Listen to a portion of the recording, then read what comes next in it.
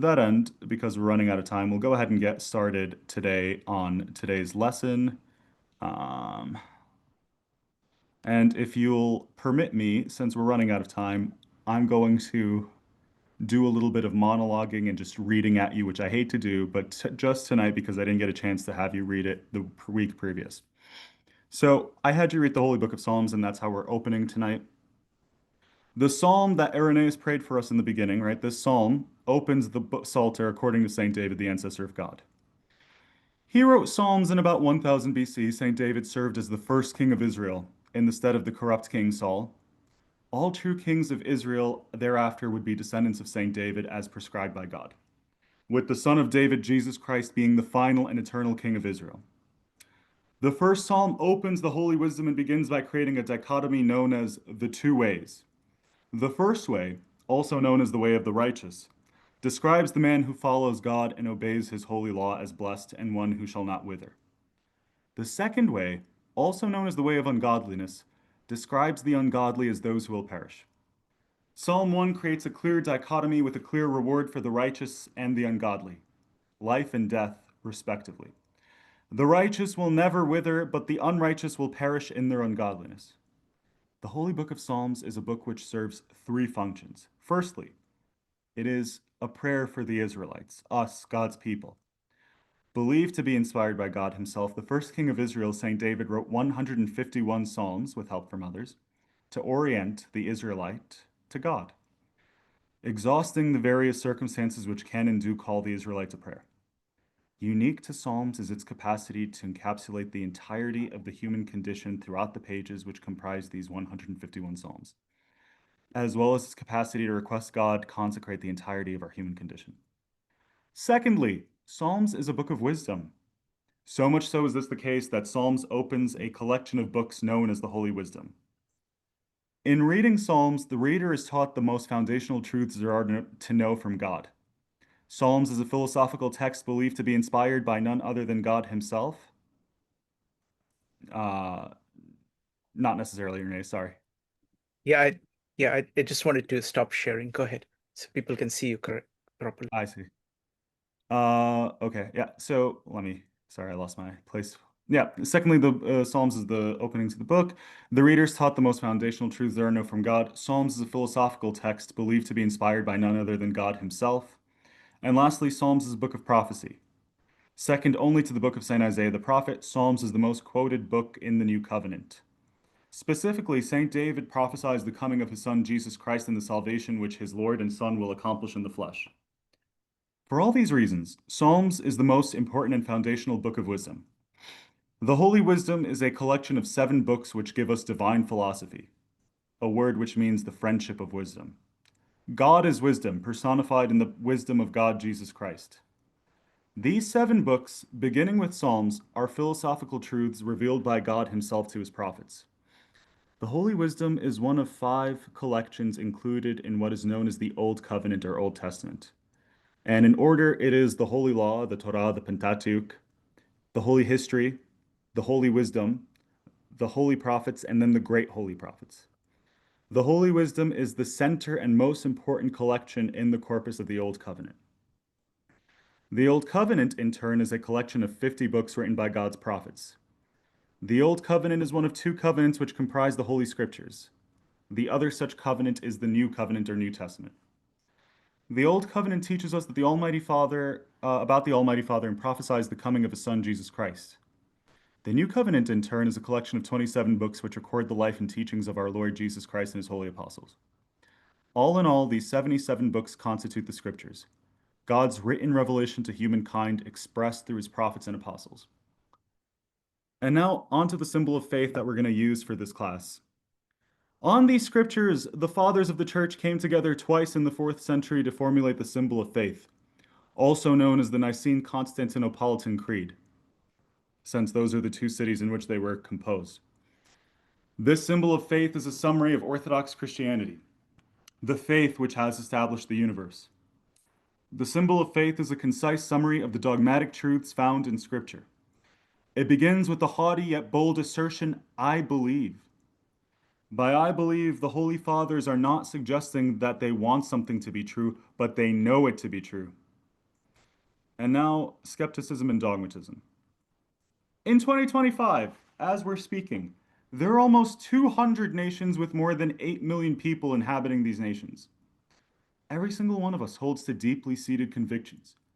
Convictions regarding what is moral, convictions regarding what is true, convictions regarding the best way to live our lives, and convictions regarding what the meaning of life is.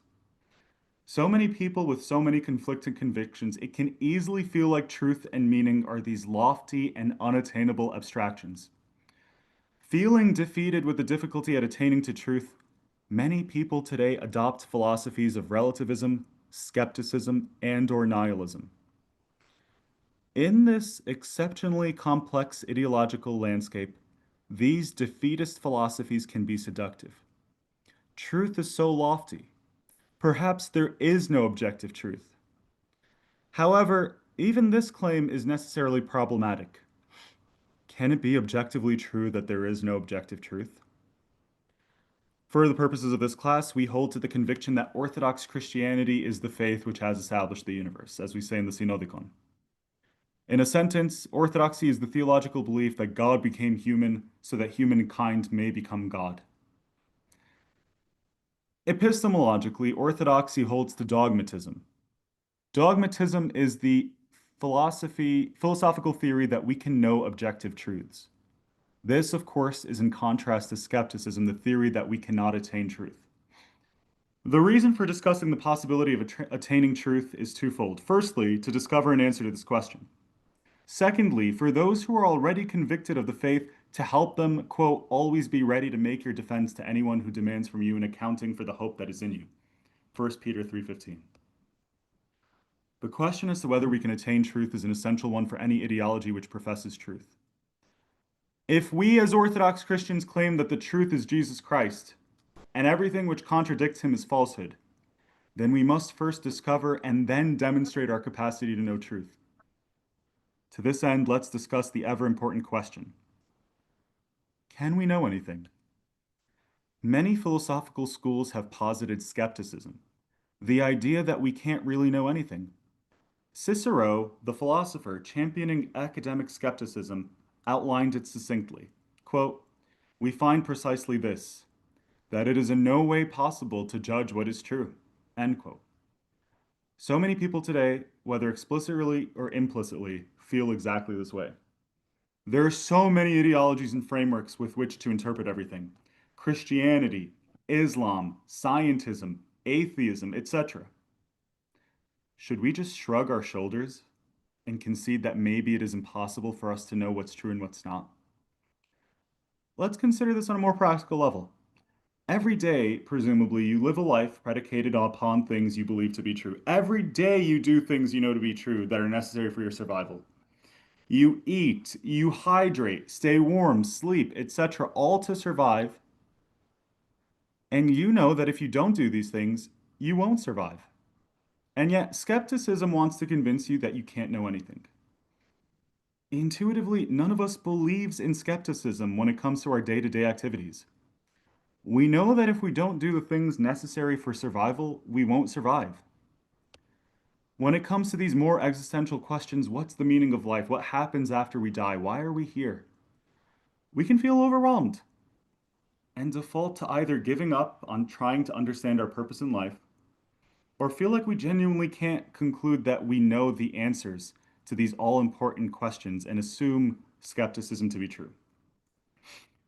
Let's explain why skepticism is an untenable position, and then move on to explain why we can, in fact, move on to know the answers important to these important questions. A philosopher by the name of Sextus Empiricus once defended skepticism by saying, "If the judgment is according to some criterion, and that is to be judged in turn, then either it judges itself, or is judged by another, or is taken without demonstration. If by itself it is unconvincing, if by another it leads to infinity, and if without demonstration it is untrustworthy." This is referred to as the problem of the criterion of truth. How can something be true unless one, it tries to prove itself, or two, it's contingent on something else being true? Here's an example of some of these errors. 1. The Bible is true because the Bible says so. This commits the fallacy of circular reasoning. 2. I am mortal because humans are mortal. Well, this is contingent on so many other things being true infinitely. And then 3. I will sprout wings and fly tomorrow. This is arbitrary. So it almost seems as though we have to concede skepticism to be correct, that we can't really know anything. And empiricists would tell us that all of these things are false because they commit any of these fallacies. Okay, we might agree that these are fallacious. But let's argue that we can know something, such as the second argument, I am mortal because humans are mortal. Consider this sound and valid argument. First premise, all humans are mortal. Second premise, Socrates is human. Conclusion, Socrates is mortal. This argument soundly demonstrates that Socrates is mortal. The premises are true, and the conclusion follows necessarily from the premises. We can confidently know and say that Socrates is mortal. Now, a skeptic might tell us, knowing whether Socrates is mortal is contingent upon knowing whether he's human. Knowing whether he's human is contingent upon knowing what a human is, and so on ad infinitum. It seems as though we're stuck. We need to know what's true before we can discern what isn't true, leaving us unable to begin examining truth according to skepticism. Should we then just shrug our shoulders and say that we can't know anything and whether anything is true or not? No need. 2,300 years ago, Aristotle the philosopher invented a branch of philosophy known as logic. Philosophy itself is called the friendship of wisdom, and Aristotle defines the philosopher as one who knows the first causes and principles. Since philosophy is the study of first principles, what would be the first principle of logic? Aristotle claims that the first principle of philosophy is the principle of non-contradiction. Simply put, the principle of non-contradiction says that something cannot be and be in the same respect. Let's flesh this out. First premise, I am either pregnant or barren. Second premise, I am not pregnant. Conclusion, I must be barren. Pregnancy and barrenness are mutually exclusive. Every single one of us is either pregnant or barren. None of us are neither, none of us are both. This is the principle of non-contradiction upon which all knowledge is grounded. So when skeptics request a criterion of truth on which to ground knowledge, we begin with the principle of non-contradiction, that we can know what is true on this principle. And based on this principle, we can determine that skepticism is untrue. It is self-defeating. If someone says we can't know anything, we can respond by saying, how do you know that? How can the skeptic know that we can't know anything if knowledge is impossible? It is ridiculous for a skeptic to knowingly say we don't know anything. To say we know nothing is impossible since it would require one to have knowledge of not being able to have knowledge. As St. Augustine of Hippo once said correctly, si fallor sum, if I am mistaken, I exist. St. Augustine is saying he can know he exists with certainty. How? Because any argument he makes, regardless of whether it's true or false, demonstrates that he necessarily exists in order to be able to argue anything.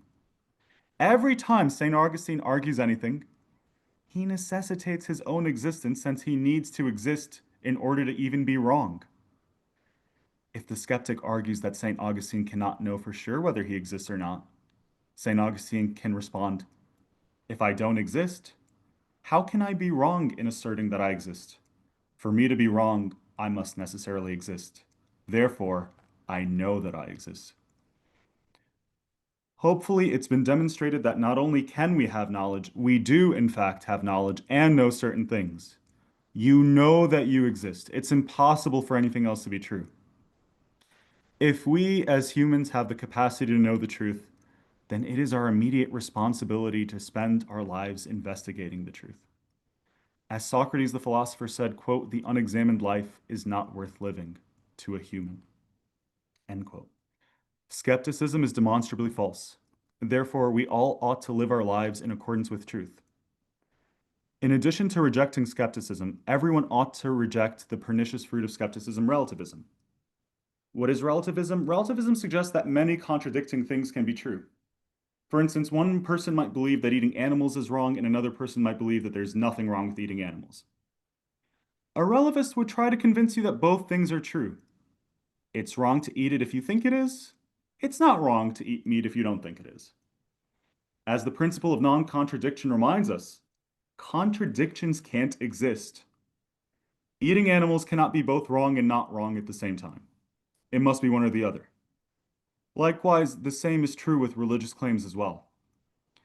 If Christianity claims that Jesus Christ is God, and other ideologies claim that he is not God, one of them has to be right and the other wrong. Jesus Christ cannot simultaneously be both God and not God. He must be one or the other. In conclusion, when Christians begin praying the symbol of faith with "I believe," they are not claiming they take something to be true which is unreasonable or unknowable. Rather, we as Christians are claiming to believe something to be true because it is known to be true. A call to faith or a call to believe is a call to know something is true. As St. Paul says, quote, "Faith is the assurance of things hoped for, the convictions of things not seen," Hebrews 11:1. And now for what I wanted to go over in the advanced class, allow me to share my screen. So our friend St. Augustine of Hippo lived in the 4th and 5th centuries, and he wrote a book called Against the Academicians, which here you go, you have Plato's Academy right here, and the Academicians are the people who belong to the Academy. I was going to go over a brief history of philosophy, but because of lack of time, we're not going to do that. I can send you the PowerPoint instead. But we'll go over the 3 books that St. Augustine wrote in his Against the Errors of the Academicians. So it's comprised of 3 books, and it's St. Augustine's attempt to refute the problem of skepticism. So in the first book, St. Augustine and his friends gather near his estate in Italy. They ask the question, what is happiness, and how can we attain it? Now, our friend Aristotle says that all human beings are motivated by happiness, right? Everything we've ever done has been motivated by the desire to be happy. So he takes as true Aristotle's psychology that we all do everything we do to be happy, right? Not happy in the sense of pleasure, but happy in the sense of fulfilled. And how can we attain this happiness? Presumably, we have to know what it is that makes us happy in order to pursue this happiness correctly. So, they have to next ask the question, or first, they entertain skepticism. Skepticism, again, is the assertion that you cannot have knowledge. And so now we have to ask the question, what is knowledge?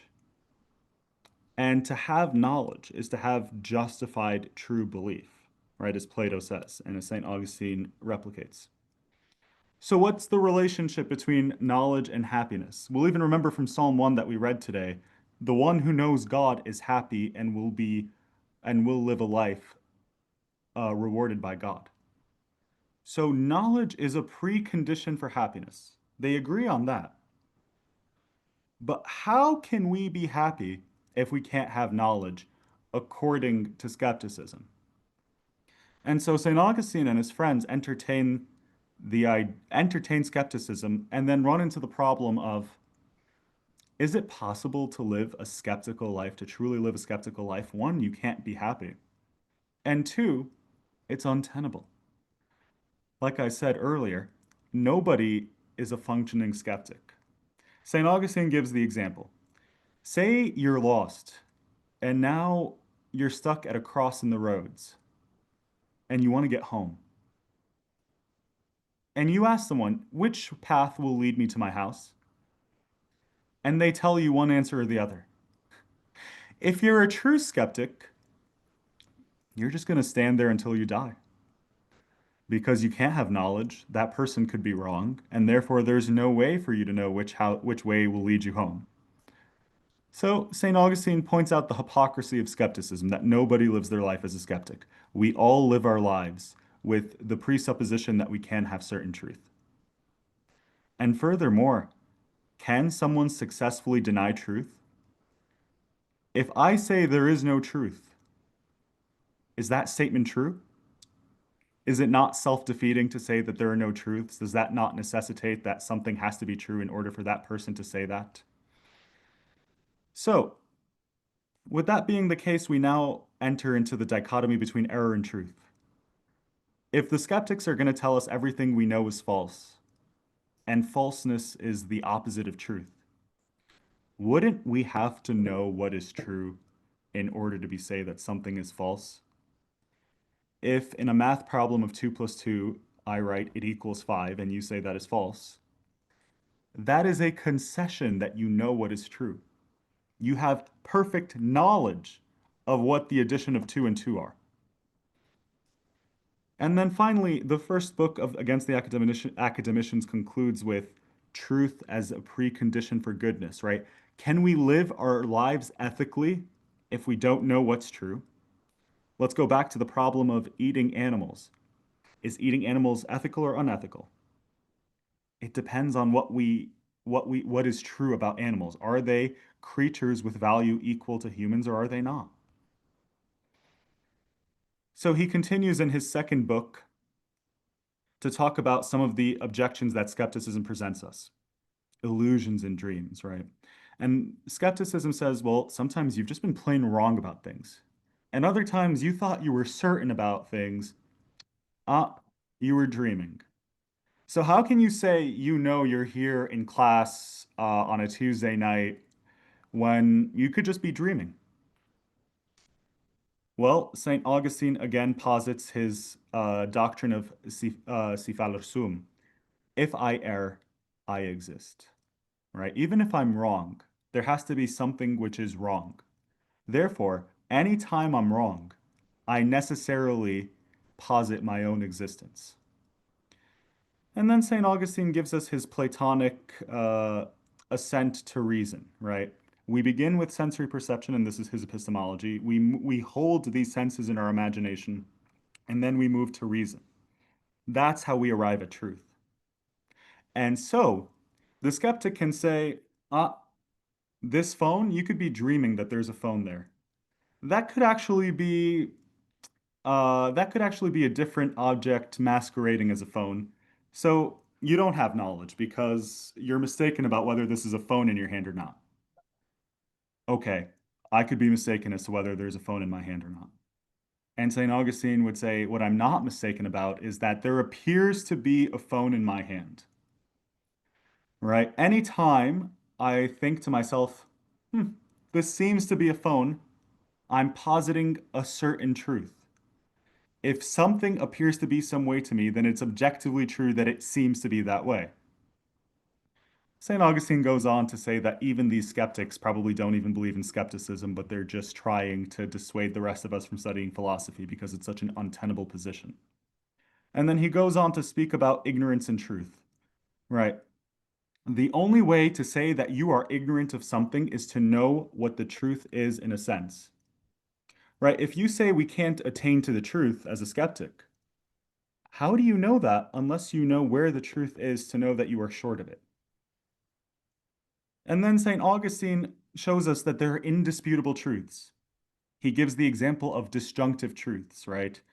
I'm either a man or I'm not a man. That has to be a necessarily true statement, right? I can't be both. I can't be neither. I have to be one or the other. He gives mathematical truths. 2 plus 2 equals 4. He gives the principle of non-contradiction. Contradictions can't exist, right? The skeptic cannot refute any of these claims that we have with certainty. And then finally, he goes on to say that truth is primarily a matter of illumination. God would not create us unless he gave us the capacity to arrive at truth. Um, I can't really see my chat. Okay. Um, and finally, his last book of Against the Academicians. He claims that dogmatism, the belief that we can have certain knowledge, is grounded in theology, right? We begin with the first principle, which is God. God is the first principle to everything, as Aristotle says in his Metaphysics, right? Everything must come from a first principle, and therefore we can posit with certainty God, and we'll talk more about that next week. And if we're deceived, if the skeptic says we're deceived because we don't know the truth, The skeptic will then have to answer the question, how do you know that we're deceived? For you to say that we're deceived of truth unless you know what the truth is. And then St. Augustine explains his philosophy of Plato's undivided line, which we don't have time to go into right now, but essentially that God created us with reason, and that reason is the means by which we come to knowledge and we come to know God, because reason is the part of us that is given directly by God and distinctive from other animals. And we come to this through faith and knowledge, right? The Bible gives us knowledge of things that we cannot attain by ourselves.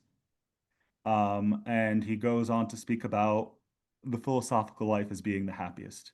That to pursue God is to pursue happiness itself, and one who has attained God has attained happiness itself, and that is the objective of the philosopher, is to seek wisdom so that they may live the good life, and God is that very goodness. And so, as Plato himself said, the philosopher is the one who braces himself for death and prepares to die a good death by living a good life. And so St. Augustine believes he has successfully put the final nail in the coffin that is skepticism, and that he has triumphed over the heresy of skepticism, which St. John Damascene calls the mother heresy, and the heresy from which all other heresy breeds. Are there any questions, comments, concerns? And I'm sorry again for the weirdness of tonight going forward. It will never be weird like this again.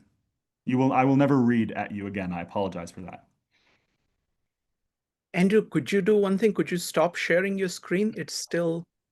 Yes, I mean, I was continuing to share because We only we have 1 minute. I wanna really be respectful to everybody's time. We only have 1 minute. So just discussing a few things. This is very pertaining. I know it seems heavy at first or hard at first, especially with somebody who has never heard of philosophy or arguments of these things, but it's very, very pertaining to our times, our age, because you hear this on a day-to-day basis about claims done about relative truth, your truth is my truth, and so forth. And it's important to understand these things as forerunners so that we can start speaking about monotheism or other things that there is a definite truth. So it is heavy, I know, but there's a reason to this madness. It builds up to more things, and that's why it's important for us to be part of the class because it builds to other logical deductions that come later on. So it is 8:30. I really want to be really, really respectful to everybody's time because we went way over. So few things. We're going to send assignments. If you're catechumen, read it, write it for next Sunday or Tuesday. Sunday and Tuesday is like one class. Attend one or the other, preferably both, because the style is different. Sunday is in person as well, virtual, 12:30. Tuesday next week is the same time.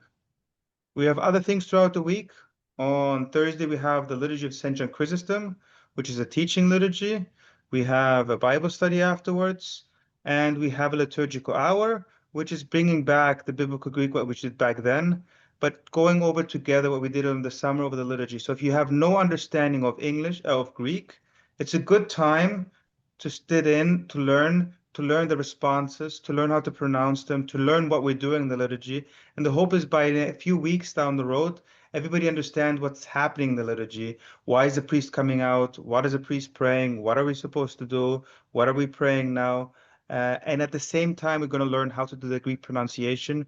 It's somewhat tricky because, not tricky. It is somewhat useful because learning a few words can teach you a lot because we repeat a lot of the same words. So it helps you a lot. Ariana. Hi, sorry to interrupt. I had a question about No. the assignments, like when they would be due. If we can't make the Tuesday class and we tend to the Sunday class, would they be due the same day or would it be due before the class? Andrew, before. Yeah, let's have it due. That's a great question. Let's have it due before whichever session you intend to attend, so that way you're engaged in the discussion, if Oh, that makes sense. thank you. Great question, though. Yeah, that's a good clarifying point. Before we conclude, Father, with your permission, I asked Presbytera Nicole to conclude for us with the hymn to St. Augustine of Hippo, since he was the one who illuminated us in this session, once we're done with everything. Sounds good. Unless Yeah. there's any other comments and question, Yes. Kontakia. Last Yeah. questions. Yeah. All right, Presbyter Nicole, can you Okay. oh, sorry. We'll talk to you. Presbyter Nicole, are you Yes. oh yeah. In the name of the Father and the Son and the Holy Spirit. Then let us praise the great Augustine, a divine hierarch of Christ Church and a wise guide, a renowned theologian of the city on high, a lover of prayer and a pillar of repentance. Intercede with the Lord that he may have mercy on our souls. May St. Augustine of Amen. Hippo be a speedy May the intercessor bless- for all. May the blessings of religion be all of you. Have a blessed night. And in the group chats, there will be some shifting around to be placing you in the right class, inquirers, catechumens, or advanced theology. Have a good night, anybody. If any questions, concern, you want to talk, myself, Irenaeus, Tabrula, Andrew, as well. Good night. Good night. Good night. Thank you. Thank you. Good night. Good night. Good night. Thank you.